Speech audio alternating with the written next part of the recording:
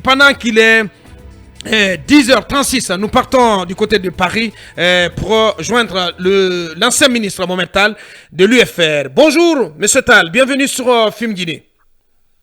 Bonjour à vous tous et à l'ensemble de vos auditeurs. Merci d'avoir accepté notre invitation. Basseko.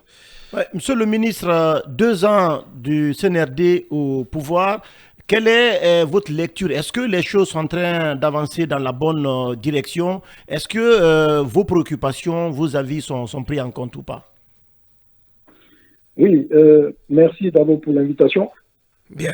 Je voudrais avant d'évoquer le fond de votre question, je voudrais préciser un certain nombre de choses parce que je sens dans beaucoup de commentaires que nos concitoyens ont tendance à attribuer des réalisations à tort, des réalisations au CNRD. Je voudrais commencer mon propos par préciser ces choses-là. Eh bien, allez-y. Par rapport donc aux travaux routiers qu'on a tendance à attribuer au CNRD, il faudrait comprendre qu'il y a 2 catégories de marchés.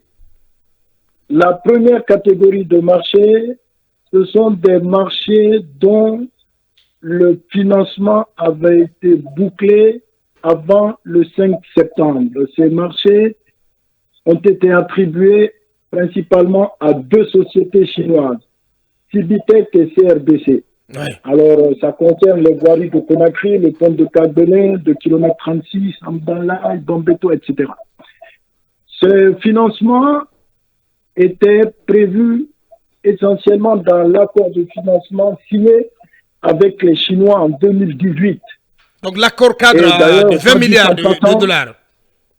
Les 20 milliards, soit dit en passant, cet accord avait été fortement critiqué à cause de son opacité et du fait que pour bon nombre de nos compatriotes, il ne protégeait pas suffisamment les intérêts de la Guinée.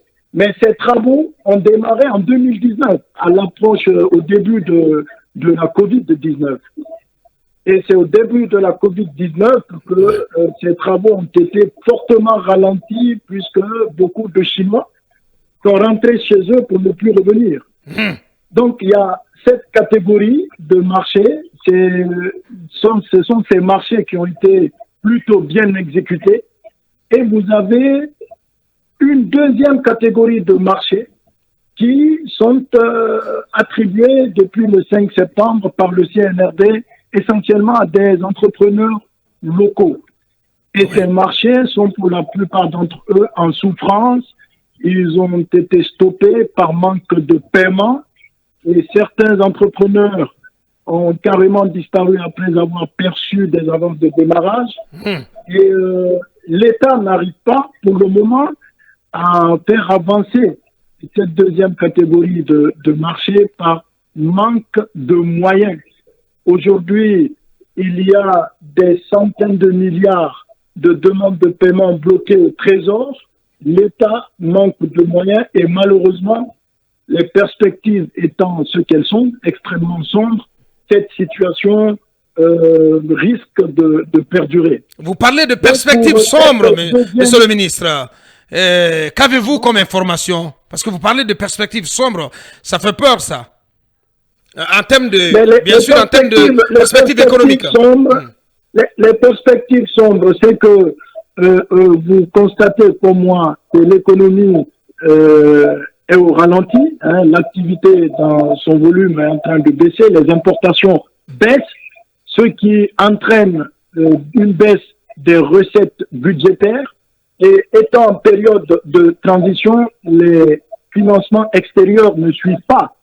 Donc, il y a beaucoup de choses que l'État n'arrive pas à faire. Le plan qui a succédé au PNDS, qui est évalué à 12 milliards, aujourd'hui, ce plan n'arrive pas à être financé pour les mêmes raisons.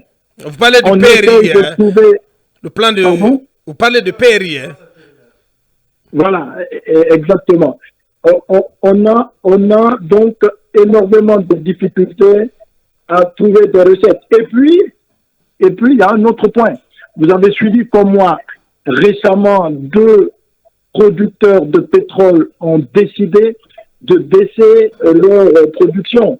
Je veux parler de la Russie et de l'Arabie Saoudite. Eh ben, c'est ce qui a fait que les prix ont pris de l'ascenseur, là, à l'international. Ouais. Sur le cours mondial du baril. Tout à fait. Et comme vous connaissez, en Guinée, lorsque le cours fluctue, quand c'est à la hausse, il n'y a pas de problème, on suit. Mais quand c'est à la baisse, généralement, on ne suit jamais. Donc là aussi, on peut légitimement s'attendre dans les semaines ou mois à venir à une probable augmentation des prix du carburant.